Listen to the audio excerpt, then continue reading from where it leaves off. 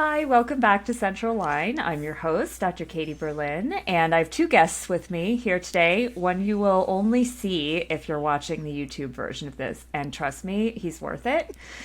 He's very tiny and super cute, but the one you're going to hear is Dr. Lynn Hendrix. Dr. Lynn, welcome to Central Line, and thank you for bringing your little buddy with you, who I understand is named Pluto. Yes, he's my new kitten, and thank you, Katie, for having me on today. I'm very excited to be talking with you and being attacked by a cat. Yes, so if you hear Lynn involuntarily scream, it's because she's holding a kitten. We all know how that is, and it's totally worth it because he is so stinking cute. It's too bad he's real so dark that you can't really see him that well in the video, but when she holds him up, he's just like this little nugget just grabbing her hand. Yep, He's very, very cute. And we're actually recording this on National Black Cat Appreciation Day, so I think it's only fitting. absolutely. Anyway, Lynn, thank you so much for joining us. Thank you. Before we get started, would you mind giving us a little bit of background about yourself and how you came to be here? So I was an emergency doctor, kind of straight out of school, and I did that for about 10 years, and my last job was less than ideal. And that sort of made me think about something that I wanted to do differently, leave the profession, etc. And I ended up deciding to start my own business. And I started as a general practitioner. I had a business partner. We kind of did that for about 8 months, and then she decided that it wasn't for her, and we sort of went our separate ways. And then I kind of focused on what I'm focused on now, and that's end of life care. I started having an interest in end of life care in 2000, no, 1993 when my mom passed away. And that was my first experience with death and hospice, and really kind of thought that at the time I was vet tech, and I thought we're not really doing death right for our patients. Really, it became about, uh, how can we do this better? How can we sort of bridge that gap between, oh, your animal has a terminal illness, your pet has a terminal illness, and euthanasia. Because I saw so often, especially as a tech, I people would drop them off at that time. And so I was trying to get into vet school, and I was a tech, and I thought I would, develop a business plan before vet school as a tech to do hospice-like care. And then I got into vet school. And then I went into emergency medicine. And so at that point, I really, kind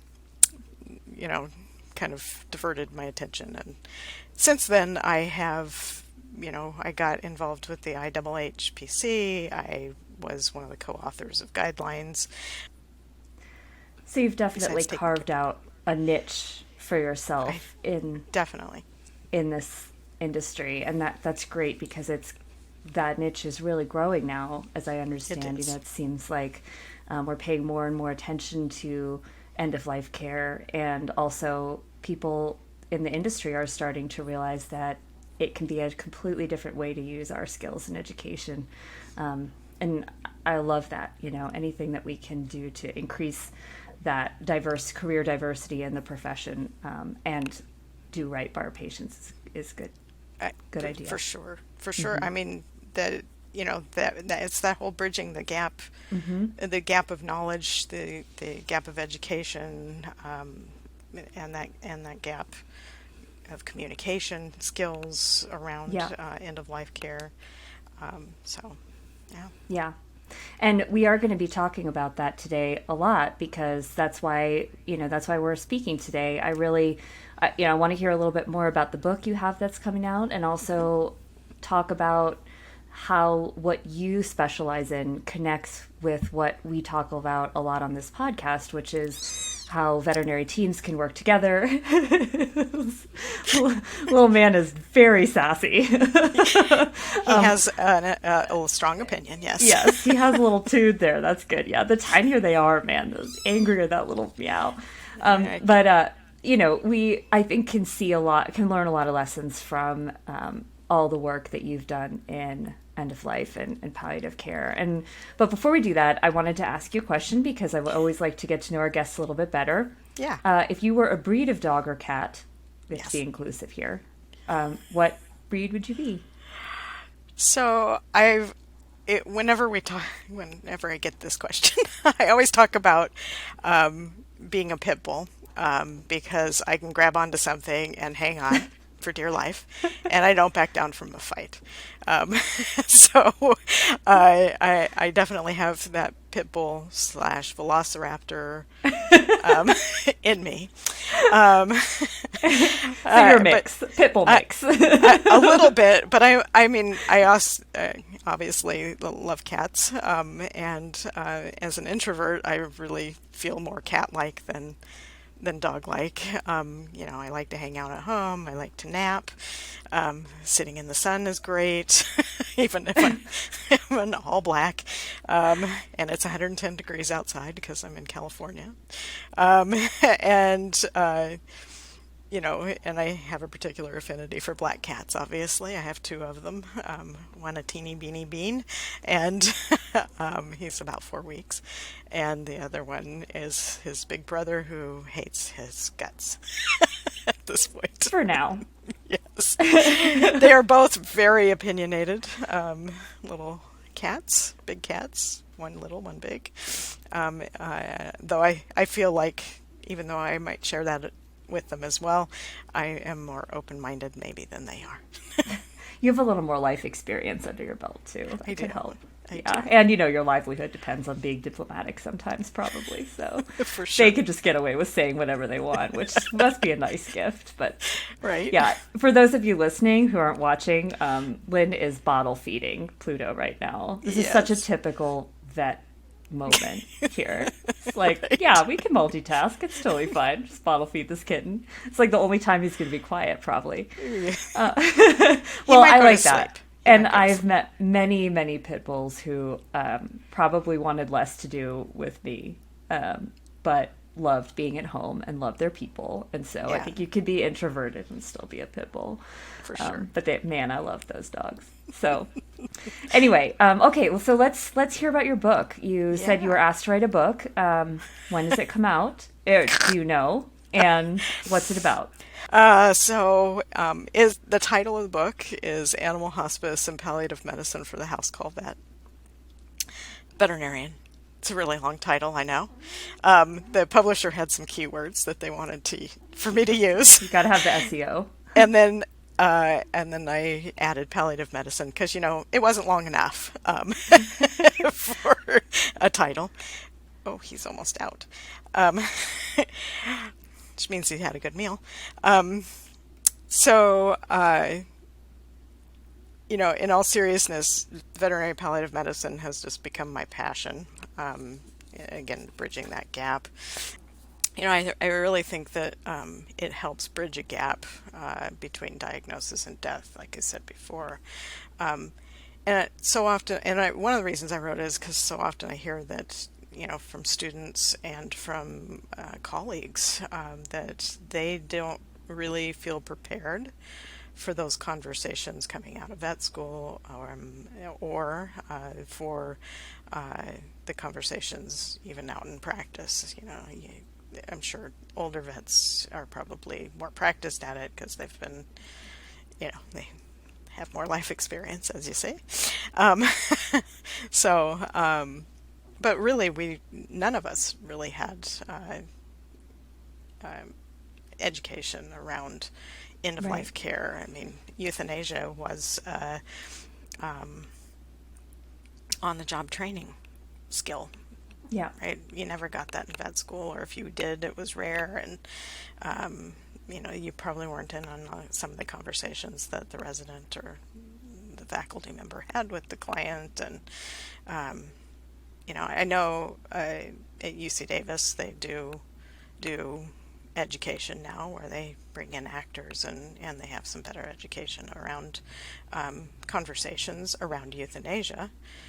But they're still not doing a lot of conversations about, what happens if the client says, I don't really see what you're seeing, or I don't really think that it's time for euthanasia, my dog's still eating, or I don't really think they're in pain. How can you convince me otherwise, right? And we all call that denial, but it's not really denial, it's just a different perception of what's going on. So, and I think we need better tools than we currently have too. I've just found as I built my business that I don't really like a lot of the quality of life tools that we have because they're general and basic, and the questions that we get around euthanasia are not general and basic. They're deep and emotional and meaningful. So, and there's not just one party involved. There's multiple parties involved. Right. So, other things that I think could be used for every veterinarian around it is the other end of life stuff. So, symptom and disease management, pain management, euthanasia, palliative death, physical medicine, and then there's a bit on team building and for end of life practices. So. I think teams are essential, not necessary to start. I started by myself, and so I didn't have, the team that I have. The reason I can sit here is because I have a team out there working for me right now. But and there's still more that we could do for my business. So. I think there's lots of ways to build a team around end-of-life care. So what do you think that veterinary teams in general, because I remember you saying something when we first talked, you said we all practice end-of-life care. So, what you have done it in such a specialized way and really in this book broadened our own knowledge of how end-of-life care can and should be practiced. But what can veterinary teams in general learn from a book or, life lessons from somebody who's been working in this area of veterinary medicine for so long? So, lessons in the book, basically when I wrote about the teams, I started with who's on the team, veterinary technicians, mental health professionals, groomers, pet sitters, compounding pharmacies, regular pharmacies, online pharmacies. I mean, there's a plethora, spiritual leaders, religious folks who can help people. So really, your team can be quite large, and it can revolve around anybody who can help the individual family and their pet. And so a lot of it is, individualizing that.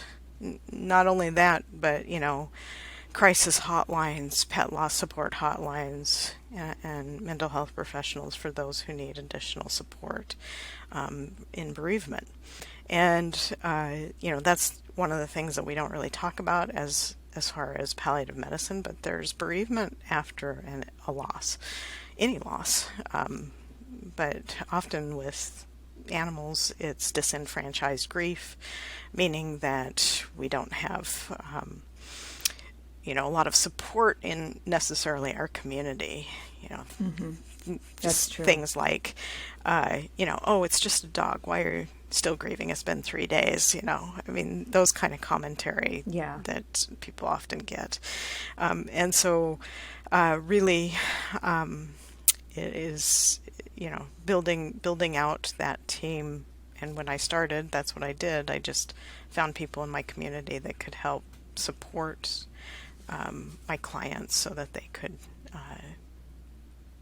really, develop that for them as the individual and me, so that I didn't feel like I had to take on everything, which veterinarians tend to like to do. We tend to like to do everything. So you wouldn't have to take it all on yourself, because veterinarians do that. Yes, we I have a degree in psychology, and I can handle a lot of issues that come up around end of life, care and with clients, and but not every veterinarian even has that. Most do not. So that's I know I have colleagues that do, but that's not a common thing for veterinarians. In fact, one of the things I hear a lot about on Ven and other places I do consulting is, how could we, learn more about the psychology around end of life care. So, so there's starting to be programs around that. This is really a growing field, because just like in human medicine 50 years ago, when they started, it was a nurse, Cicely Saunders, who started thinking, this end of life care that we're doing for humans is not great. They developed hospice nursing care, I think, before they developed medical doctor palliative care, or really palliative medicine. Palliative medicine here in this country has only been around since 2006, a specialty in palliative medicine. And it's for humans. It's a subspecialty for humans, and they so they're a specialist in another field, oncology, internal medicine, etc. Jennifer Timmel, who wrote it's Timmel. I've been calling her Jennifer Timmel for years, but it's Timmel. I just heard her talk on a podcast. Wrote one of the papers that changed the world of palliative medicine for humans, and where she found that going into palliative care early actually helped the quality of life of the person, but it also extended their life.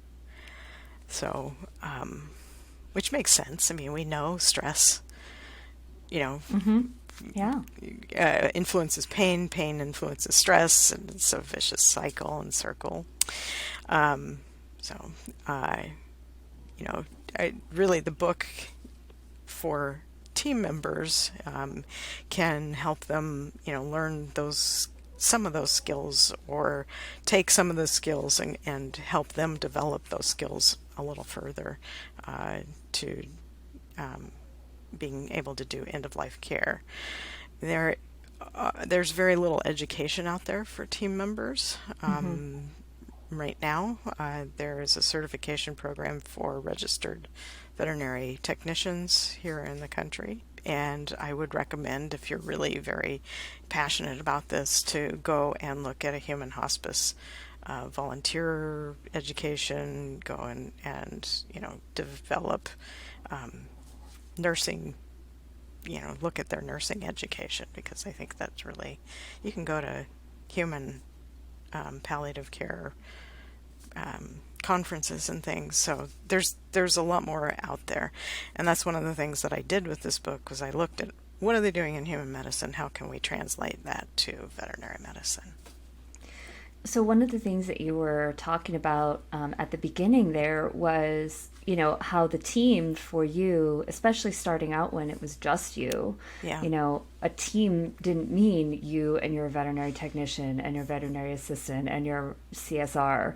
It meant everybody involved in taking care of that pet. So that could be all the family members that may not even live with that pet. That could be a groomer or a close friend who's advising, or the person at the, the pet sitter that comes in once a day and sees things the owner may not see, stuff like that. And we don't always think about that in general practice. And I think that's a really big lesson for us, is that the healthcare team of that pet, in the eyes of the people who live with the pet, is so much larger than just the very insular world of our hospital. And I just wonder, how do you handle relationships with all of those team members when you don't get to talk to them directly? Like, how do you handle what the pet sitter is saying to the client, or how the client interprets what they hear at the groomer or whatever? So I do check-ins with clients, and that may be daily, maybe weekly, maybe monthly, maybe biweekly. It just depends on the disease process and what their needs are, because they are directing this care to some extent. And so when we check in with them, we find out, we try to ask those kind of questions. What's been going on, or they will convey, hey, my groomer said my dog has an ear infection, right? They always find the ear infections for us. The smelly ear with the stuff coming out of it, like, suddenly becomes apparent at the groomer. Right. So, they often will convey that information. I also, when I was building my outside team, when it was just me, the individual veterinarian, and I would interview people and see if I wanted to refer to them or not. Now, I can't stop my clients from seeing other people, but if I had people that I could refer to that I felt comfortable that they were on the same kind of page, then I could feel comfortable of them going in. I mean, I had one pet sitting company that were fantastic. They would go in and they would call me immediately if there was something going on with the dog or cat. This AAHA podcast is brought to you by Care Credit. Care Credit understands you're busier today than perhaps ever before. To help free up your time, the Care Credit Health and Pet Care Credit Card allows clients to access a budget-friendly financing experience anytime from anywhere. They can learn, see if they pre-qualify, apply, and even pay if approved, all on their own smart device. With just a tap, they have a friendly, contactless way to pay over time for the services and treatments their pet needs. And you get a few more minutes to take care of patients, take care of business, and take care of yourself. Yeah. That's great. So you really made an effort to connect with them and to make sure that even if you didn't have direct interactions with them, that you kind of knew what was going on and what the clients were hearing or experiencing with other people. Yeah. And that's a very big lesson to me, because, we're so dismissive, I think, in general practice of those people. We think, well, the groomer can't possibly know more than us, and the pet sitter, probably isn't saying what we would say, and so we want the client to just listen to us, and that's never going to happen. Right. Like, we're never going to be the only voice in that client's ear. But B, we really do discount, I think, sometimes what other people in other environments can see, and especially if that pet is in a different state of mind when they see that person, or the client is in a different state of mind when they talk to that person. They might know something we don't. Right. Well, the client knows their pet best because they live with them, right? And so most of the people that I would go and do a consultation with, I would set them up with tools. Here's what you're looking for this particular disease. What do you understand about the disease? Let's talk about that for a little bit, and really start setting them up for. At least initially, it was, here's when you need to call me. And I actually have star. I have a list that I developed of distress points, right? Everybody says, every client in 11 years plus years has said to me, I don't want them to suffer. Every single one of them. Nobody has raised their hand and said, can I please sign my animal up for the suffering plan and not the non-suffering plan, right? They all want them not to suffer. But if I just walk away and say, well, call me when they are, which is one of the things I heard a lot, especially 10 years ago. You know, that my vet said, call me when they're suffering, but I don't really know what that means. You know, I still see them eating. I still see them doing things, you know, like, what does it mean? So I started developing tools just around that. What does that mean? You know, and then it was really, how can I get you to call me if you're seeing things I want you to look for? So I have a paper white sheet that is just signs of distress. So if your animal's in distress, then, you know, we need to have a call. It may not be the end of that animal's life. Maybe we just need to adjust meds, right? Maybe they just had a flare up of pain or whatever, but I want you to call me so we can have that conversation. Now that I have a team, you know, we still utilize that because I want them to call in and say, hey, I'm seeing this thing, now I've turned it into a checklist. So, we love checklists. Yes, they know what, you know, what's a crisis. What are these a crisis moment? And the other aspect of that is developing that tool so that people start making their red lines in the sand, right? When am I going to make this decision? Yeah. Well, I don't want them to have what I call brain distress or seizures. You know, it's one of the things on the list of brain distress. So I don't want to see, they've had one seizure, I don't want to see another seizure. Can we put them on anti-seizure medication, or are you done, you know, are you at a stopping point now? So that's the kind of thing that I really started developing. One of the other tools that really was very helpful for me, and now that I have a team for other people, is an advance directive. And I made it, I mean, human advance directives are all about the legal aspect of the end of life care. So I don't want to go into the hospital. I don't want to have, you know, I want to have a DNR. I don't, you know, it's that kind of stuff. To me, about advance directives for pets was really about, what do you want to see him or them be able to do, and what don't you want to see them have to go through? But as I said earlier, quality of life skills to me are too basic because it just focuses on the animal and it doesn't focus on the whole picture. And really, end of life care, we tend to focus on the whole picture, not only the animal, but what's going on in the home. You know, how's the home arranged? How can we make that better for the animal? What's going on with the family? Right? Yeah. If they have little kids and their focus is on the little kids, is it really fair to the animal to, you know, sit there and have a seizure while they're like feeding the baby, you know, right. and they can't really, you know, then they're pulled both directions. So developing those tools, not only to focus on the pet, but to focus on the family. What do you want to go through? What do you want? What do you not want to have to go through? And then those legal issues. Do you want to do a dental?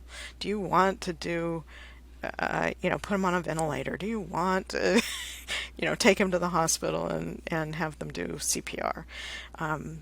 So, developing those kind of tools for people, really, I think is significant and important. And, I didn't put my proprietary information in the book, but I did develop other checklists. How can you... I actually have a really long checklist about dealing with the team, dealing with the pet, dealing with, your team, and dealing with the client, because the client, the animal, and whether it's you or multiple people, those are all your team members. Right. It also includes, their general practitioner veterinarian. It also includes specialists that they go and see. And one of the big differences between palliative medicine and animal hospice is that palliative medicine can be done anytime. Right? You can have a dog seeing the oncologist and still have a palliative medicine person on your side. We're there to support. We're there to build that relationship. We're there to take over as the curative medicine starts backing away. I do feel like it takes your area of veterinary medicine takes things that we consider more like soft skills a lot of times in general practice, the things we are most likely to brush off when we're busy or when we're not getting along super well with a client or we're having a bad day. And we kind of like push them to the side and we're like, well, at least we're prescribing the medication or we're doing the surgery or we're just like getting the stuff done that's going to fix this pet. But what you're describing is how important those skills are and really central to what you do and what your team does. But they're so much of what we talk about on this podcast is communication. We don't talk about the medicine very much on this podcast. This is a non-clinical show. Yeah. And it's because the communication, to me, like I hate it when people call it a soft skill because it's the hardest thing that there is to do well. Yeah. But also so central to delivering that great care, whether it's just making sure that a person is comfortable with the decision to do nothing and to wait or to do everything, So I like to say, do nothing is not what we do. I actually was writing a lecture one time and I wrote the words, we're so good at medicine that we don't know when to stop intervening. Mm-hmm. And then I realized, but I'm still intervening. Mm-hmm. Intervening. It depends how you define intervening, right? Well, it's a shift in thinking. Yeah. So it's a shift in thinking. I'm here to cure this animal, and shifting it to I'm here to comfort that animal. We still, most of medicine provides comfort. Right? It provides comfort in that we're curing something that is making an animal or a person ill in medicine. And so, it's really just a shift in thinking. But it's hard, I think, for most of my colleagues out there who are practicing general medicine or even most of my colleagues who are out there doing specialty medicine. When you're in practice and you're seeing patients, whether it's 10, 15, 30-minute appointments, it's not enough time. You have enough time to focus on the animal and get in and get out and be done with that. And you can't, it's hard to build a good relationship with any human if you've spent 15 minutes. It's like speed dating. You're not really learning a lot about that person in that period of time. Right. And so when I go do a consultation, it's 3 hours. Yeah. And that's not something that, like, I say that to people and they go, I don't have time to do that. I go, well, you charge for it. You make that time. I talked to a veterinarian in somewhere in Eastern Europe. I want to say Estonia, but I could be wrong. And if you're listening, I'm sorry. But we had a conversation one time about a case that she had, and I said, this is really at least a 2-hour conversation that you need to have with these people if you're gonna present them with everything that they need. And she's told me after she had the appointment that she did take 2 hours, that she charged them for it, that they were incredibly grateful, which is what I find is people are incredibly grateful and overwhelmed often in 3 hours because it's a lot of time. But I leave also a booklet of information so they can go back and review it, which they do. Well, I'm thinking about behavior consults at the university. Right. Vet school, it wasn't uncommon for a behavior consult to come and stay 3 hours because they'd go through students and residents and maybe an attending veterinarian, and we'd observe, and there'd be questionnaires and there'd be follow-up, and then we'd have to write the discharge statement. And that it was like an afternoon, full afternoon. And it, that was and they had to come in to do it. And so for you to come to someone's house and try to understand how their life works and what their goals are for this pet that they love so much, when they're probably feeling a whole lot of conflicting emotions too at the same time. 3 hours to me seems like that is a reasonable ask, for trying to get the lay of the land in that way and be able to help them the best you can. But you're right, that's not something we can do in general practice. But we could. We could. we could. I think right now, most of the people who are turning people away, because they're so overbooked, would say that now is not a great time to start instituting that unless you have somebody who's just doing that. But yeah, we could. I mean, and we used to say we couldn't do 30-minute appointments, and now that's standard in many, many hospitals. So you never know what will end up speaking to you and be the right fit for your hospital and team and clients. But I wanted to ask you one more question, Lynn, which is, you were talking a lot about support as, end of life palliative medicine provider. You are very used to giving support to pet owners and to the pets and to all the people around them. How do you see parallels between how you provide that support to these people and these pets and how we could support our veterinary teams in general practice? Yes, absolutely. I think that, out of all the questions, I think this is more significant because we don't always see that in general practice. In fact, oftentimes, we see the opposite. We're overwhelmed and they're overwhelmed, and we don't know how to build that support. I see palliative medicine as really not only about supporting people and the pet, comforting them and connecting with them. So it's not just about the support, it's about the connection that we build. And that's, a connection that we can't do in 10 minutes. Again. Yeah. And we can't do at a 5-minute, pizza break in the break room on a busy day, right? Right. It's in palliative medicine, we're emotionally, psychologically, physically, and spiritually supporting these people. And we don't have to do all that. We can build a team. Just in case you're feeling like, oh God, Lynn just said I have to do all of those things. You don't.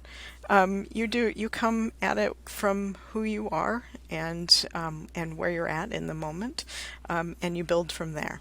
And, I think basically meeting people where they are, is also my tagline for my business.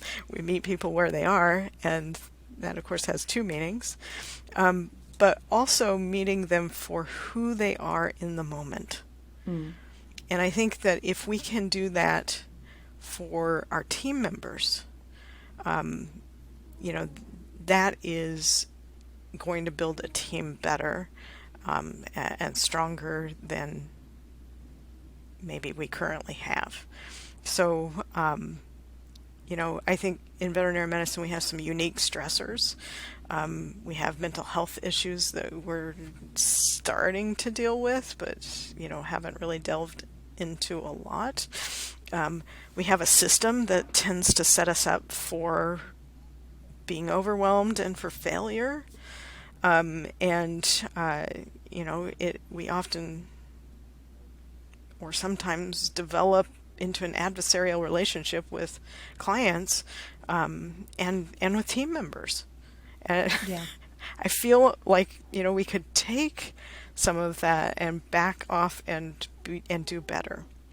And I'll give you an example of how I've grown, how I've shifted my thinking, because I came from emergency medicine, which is probably one of the highest stress fields that we have, because we're just going, right? We gotta always go. And I came out of that and went into doing what I do now, which I purposefully started shifting how I thought about what I did on a daily basis. But I still had the system built in, right? I still had, all the mentors, all the people I dealt with ever through the years, just how the medical system is built, that you got to see every single person that comes your way, that you have to, when we were writing guidelines, we talked about writing them for being available 24/7, which I was so strongly against because I was an individual practitioner, me personally, and I knew that at the time, especially in 2013 when we wrote and published them, most veterinarians who were doing this work were solo practitioners. And that's still probably the case, almost 10 years later, is that, the vast majority maybe have one team member that can help them, but, they're not a big giant team. Right. And so shifting my thinking of, I don't have to take on every case. People have other options. I know things have changed in vet med since the pandemic and, going curbside and all of that. But really what really shifted, one of my big shifts was I was having lunch with one of my colleagues in the area who does what I do. And she said to me, yeah, I only take on like 1 or 2 cases a day because that's what I want to do. And it was like mind-blowing to me. Like, I don't have to take on every case I don't have to work all of those hours. Like, I was going out at 9 o'clock at night. I was trying to be 24/7 because we had this conversation and, it stuck with me. Mm-hmm. And now I'm an advocate. I'm like, you don't have to be 24/7 in order to be a hospice or a palliative practitioner. You do not have to do that as a solo person. You know who does that? Teams of humans in human medicine. That's right. And they're a big team, and you need a team. You, the individual, do not have to be on 24/7, and please put that out everywhere. That's your billboard. That's your tweet to the profession. we cannot be available 24/7. Yeah. As practitioners. We just can't. And I think sometimes we get stuck in thinking about those sort of, the James Herriot picture of this is what being a vet is being available 24/7. Well, people didn't have cell phones then, and they, it was harder. Like, you had to really want to get a hold of your veterinarian at 3 a.m. And I think now we forget how easy it is for people to reach us, and how, sort of easy we make it for them to reach us sometimes. So I really like that message. And I think, even if that means you can't help everyone, it means you're helping yourself. And in the long run, you're going to do a lot more damage to yourself and to those around you if you're trying to do it all yourself. Because I almost didn't become a vet because the horse vet, the equine vet that I was riding along with my senior year of high school, I'd wanted to be a vet for years. I was that kid, and the equine vet that I rode along with my senior year of high school hated her life. She had just taken on an associate for the first time, but she'd been on call solo for like 20 years. And she was so burned out and just, she basically talked me out of it. I was an art history major because of her. Which I'm very grateful for now. I mean, it was a great time. Yes. But I was like, wow, this is really hard, and that really makes me sad because she could have had help, and she could have at least not taken on quite so much. And now that would be acceptable. And then it wasn't. She felt like that's what she had to do. Absolutely. I mean, one of the things that I advocate for with the profession is to set boundaries to take care of yourself. Easier said than done. I can go around and go, well, you just need to set boundaries, but if I don't give people practical skills on how to do that, then it's just blah, blah, blah, lip service, right? We can say it all we want to. what we really need to do is work on that shift of thinking, Yeah. in our own selves. I mean, another thing that happened to me to shift my thinking was my daughter was little at the time, and I was dropping her off, to go to an appointment at a friend's house, and she said, "Why don't you want to spend any time with me?" Oh, Oh, heart gut punch. breaking. Yeah. I might tear up now just thinking about it, because that was not my goal at all. My goal Yeah. was to be there for her, and Yeah. to not.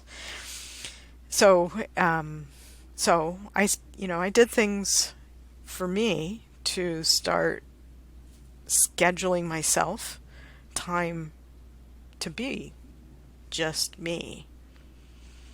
Put it on my schedule. Yep. Yeah, you got to do that. Blocked out time, and then I had to get in my own head and say, because people will call, and they'll say, "I want you there 24/7," and I got the words, "My next available appointment is," down. Because my next available appointment, it didn't matter if I was sitting in my bed eating bonbons, watching a movie. It didn't matter if I was hanging out with my daughter at a school play. It didn't matter what I was scheduled for. I was scheduled. Yep. And I had to get there in my own head. And Yeah. that's the key, really, for each individual, is that we have to develop whatever tool works for us. Yeah. But those are one of the things that that I did for me, was to just develop those tools so that I stopped, scheduling myself, during times that were important to me, because that just takes away from who you are. Yeah. It starts pulling pieces of your heart out, or heartstrings out, and nobody. I mean, one of the things that I've learned working around death and dying, and reading about death and dying, and all those books behind me are about death and dying. There's more on the other side. I just sit around and read about it all day long, but one of the things that I have learned being around death is about life. Nobody goes to their deathbed saying, "Gosh darn, I wish I made more money. Gosh darn, I wish I had, spent more time at work. Gosh darn, I wish I'd had saved that one last dog, or cat, or horse, or spider, or whatever species they're seeing." They say, "I wish I spent more time with friends and family." That's their big regret. "I wish I had more time to travel." Big regret. "I wish I had spent more time not working." Yeah. And if, it's another gut punch to me, is to realize that, I could die at any moment. I drive around for a living. I mean, car accidents, big cause of death, especially for younger people.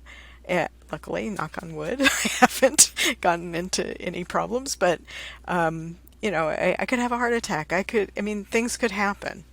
So if I want to live my life in the moment, and I want to live my life for my family, I need to do things to create that and spend time with my family. It's not an easy journey, and it's a constant journey. It's constant shift in thinking, and how we can do better. And being overwhelmed, 100%. You can't get there if you're being overwhelmed all the time. And that's what I see now. The drive for corporations and money, the drive for, trying to help every single pet who comes your way, the drive to do better. Those are all built-in things that we strive for, but those are not things that we'll go to our deathbed wishing we'd done. I'm going to stop there. I think that's a mic drop right there, and I totally agree with you. I don't think we can do any better than that, honestly. That's the essence of why why we're talking today. And Yeah. I really think, there's a message in there that our profession really needs to hear over and over and over again, because that's my personal philosophy too. I lost my mom very early. She was just a little older than I am now. And so I think my whole adult life I've thought about that, is what would it be like if this was, if she had known that was all the time she got. And so we have to think first about ourselves and our families and what we really want to be saying at the end of that, wherever it might come. And I don't think that's morbid. I think it's hopeful and beautiful, because it means you're not going to waste time doing things that aren't right for you. Then maybe that could be hurting you in the long run. Right. Right. So. I mean, we have to have money in order to survive. We have to have, basic care needs. So if you meet those, then you can start working on other things. Thank you for that. I feel like somebody listening needed to hear that today. So thank you for driving that home. I hope somebody's like driving to the clinic, listening to this and thinking, okay, at least for today, I'm going to try to know where my boundaries are. Lynn Hendrix, thank you so much for joining us on Central Line. Thank you, Katie. I'll put some links in the show notes too. I know you are involved in a few different groups, and also if there's a link to pre-order your book, we'll put that in the show notes as well. Okay. And I hope everyone listening, that if you want to know more about this subject, or if you want to learn more about some of the things Lynn talked about today, please do check out her book whenever it comes out. We'll hope that's soon. Hopefully that's soon. Yeah. Yeah. Thank you, Lynn, again. You're and thank welcome. you all so much for listening. Thank you. We'll catch you next time on Central Line.